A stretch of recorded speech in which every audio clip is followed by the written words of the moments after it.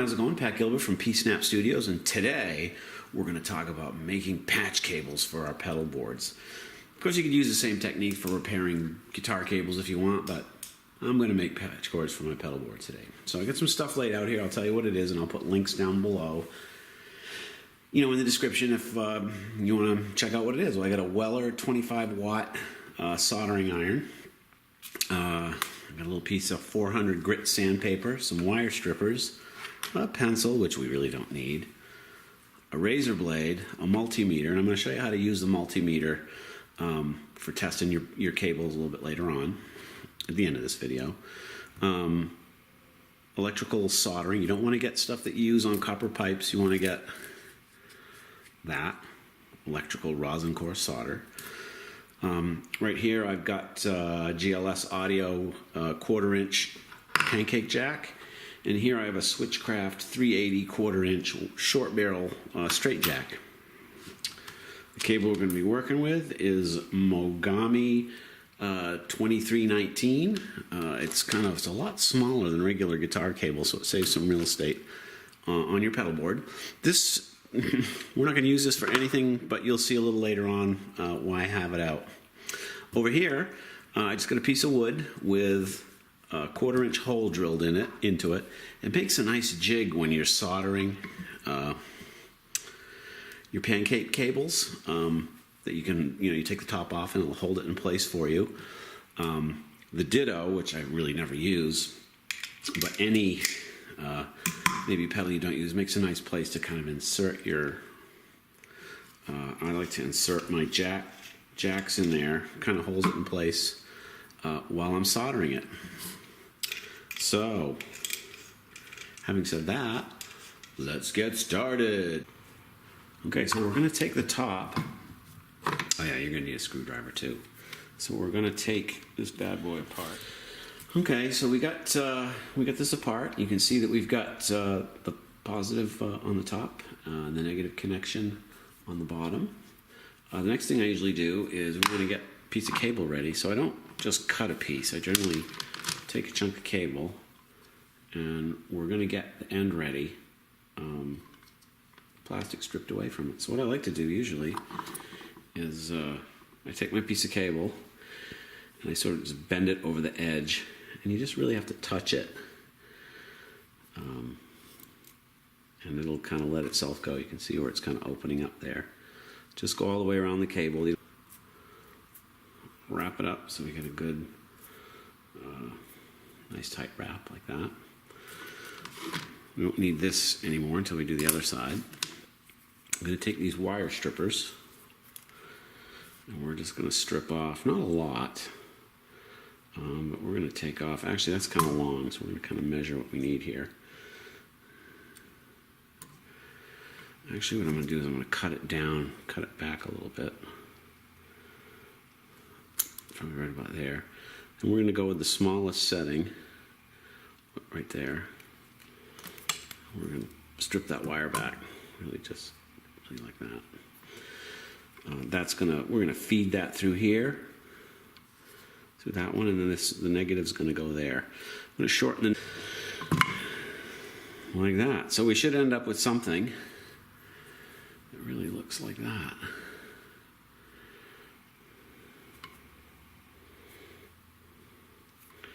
I've done a few of the different videos. This one's kind of a hard one to do. Okay, so what we're going to do is we're going to zoom in and start this. I already heated up my soldering iron, and before I heated it up, I cleaned it down with that 40 grit sandpaper, just kind of by taking it like that. Be careful when it's hot, you don't want to burn yourself. So we're going to get this set up a little bit here.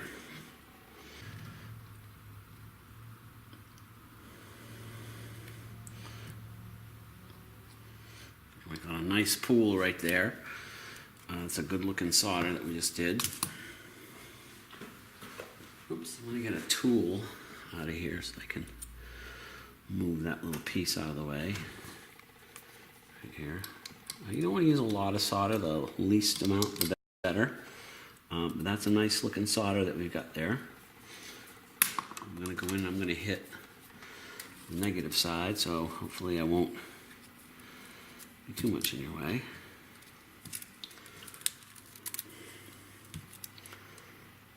Yep.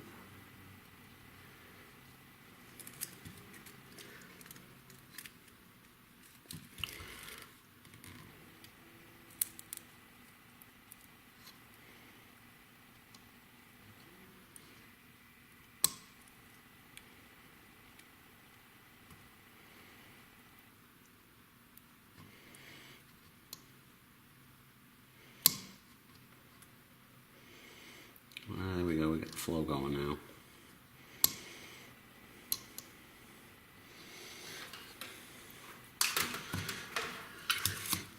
So that's pretty good looking solder right there. Oops, you guys see that?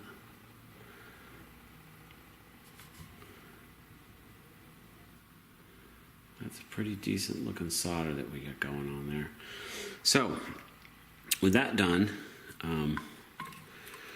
we're going to flip this top over. You know, this is the kind of thing you kind of got to practice. I mean, the more you do it, the better you'll get at it. And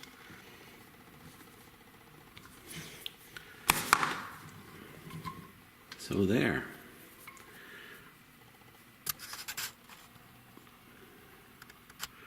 So there, we got one end done, soldered up. Screws back in it. Looks pretty good. Now I don't usually cut my cable just yet. What I like to do is go to my pedal board, plug this end into my pedal, and then trace it down. And you know, I'll plug it in wherever it's gonna go, and however I want to route it on my board so I can keep it kind of neat. You know, we're assuming that there's nothing here. If I wanted to go to that point, I could mark that that's the length of the cable that I want to do. Okay, so now we figured out how long we want our cable to be. We'll get ready. And once again, here's what I use. I just use any old pedal. This kind of makes a nice place to hold your, and you can bend those out of the way a little bit. So one thing you want to remember to do is to, on your cable, you've got this end right here, go to the other end of your cable, I'm doing right now, go to the other end of your cable and put your the housing on. So you're going to want to slip the metal part, the shield. Remember, it's going to want to go, slide it down so you get the whole thing. Generally I do it there so I get the whole thing on. So I'm ready to go. You can see inside you've got the piece. So I'm not going to cut this really super long because I don't want to waste a lot. So we're just going to cut a short bit off. So normally I just double it over, cut it off wherever looks right.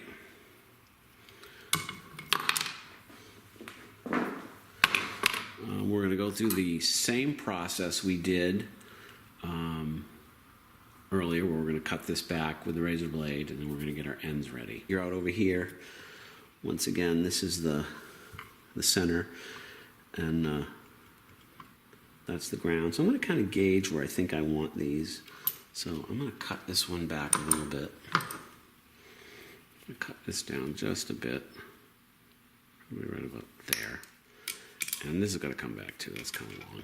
So we're going to eyeball it right about there for our ground.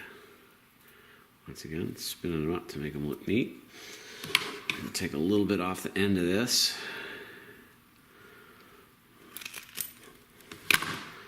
You know, so we got something that looks like that. Hook this up. I usually don't have a problem. Get my ground in there. You want to kind of get it through nice and neat so that it's not in the way of anything. So, you notice over here I have a sponge. It's good to take your sponge before you do it with your soldering iron. That feels steam a little bit. careful with your fingers, but I wipe it down so that the tip is nice and clean. So now we're going to solder this up.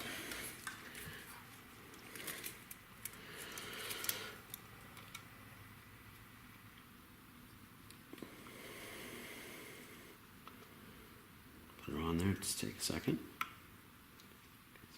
Get a nice pool going. See how that was a nice, the pancake ones are hard to see, but see how we got a nice pool right on that one. So usually I'll let it set up just for a second. And I'll flip this over. Basically what I did was I turned that 180 degrees. Now we're going to do this part of it, same way. It's a lot easier working on these straight ones. Those pancake ones are kind of difficult, but we've always seemed to make it happen. So we're going to let this heat up till, and there it goes. See how that went? So there is a couple of good solders that we just got done. So I'm going to pull this back a little bit. So we're going to pull this cable out. I'm going to slide this over. Remember, you got your shield in there and everything. And you can squeeze those back down a little bit. But put it back together. And there you go. You got a great little patch cable made up. So now let's look how to use a multimeter to test what we're doing. So here's the cable that we just made, and you know, nothing's worse than you build your pedal board, you plug your guitar in, and freaking nothing works. You might have a bad cable. So let's test our cables, make sure we know that we got good connections all the way through as you're making these. So what you're going to want to get is a multimeter.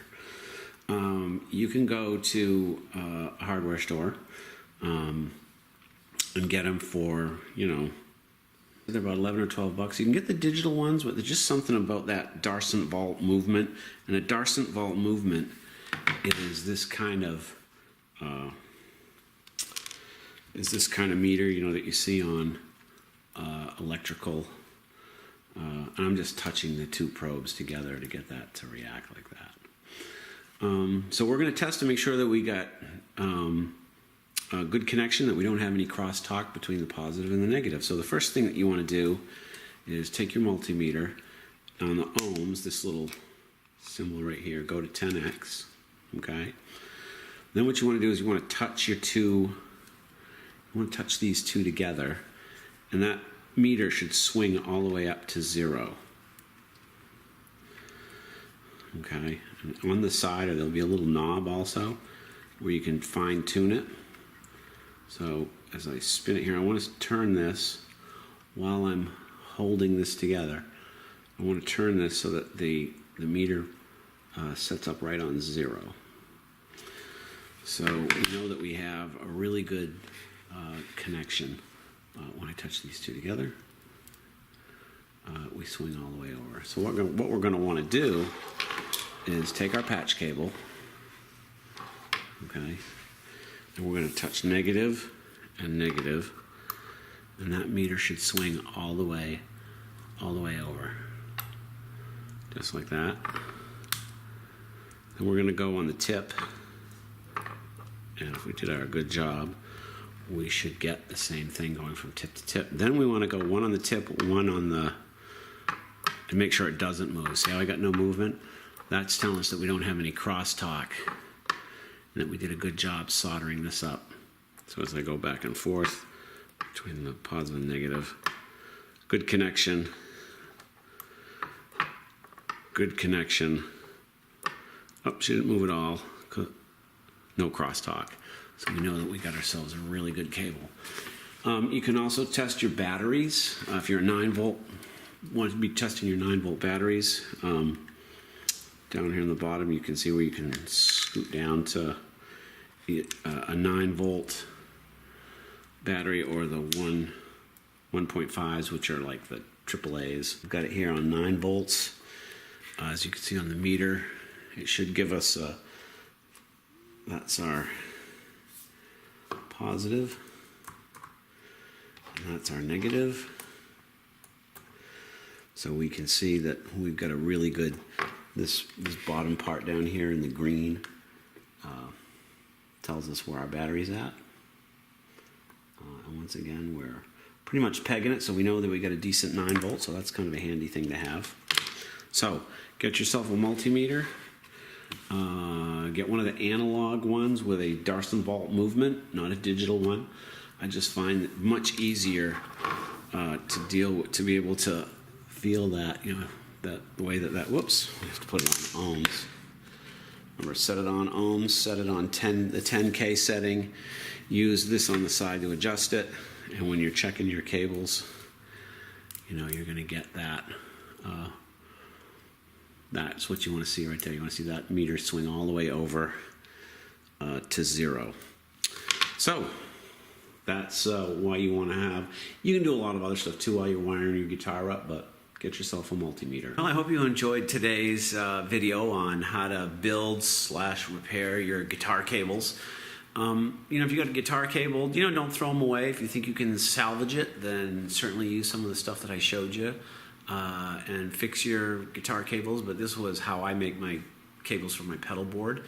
If you have any questions or comments, you can write me, email me, let me know. If you want me to do something a little more detailed about a certain segment of it, I'll be glad to do it. So until next time, cheers.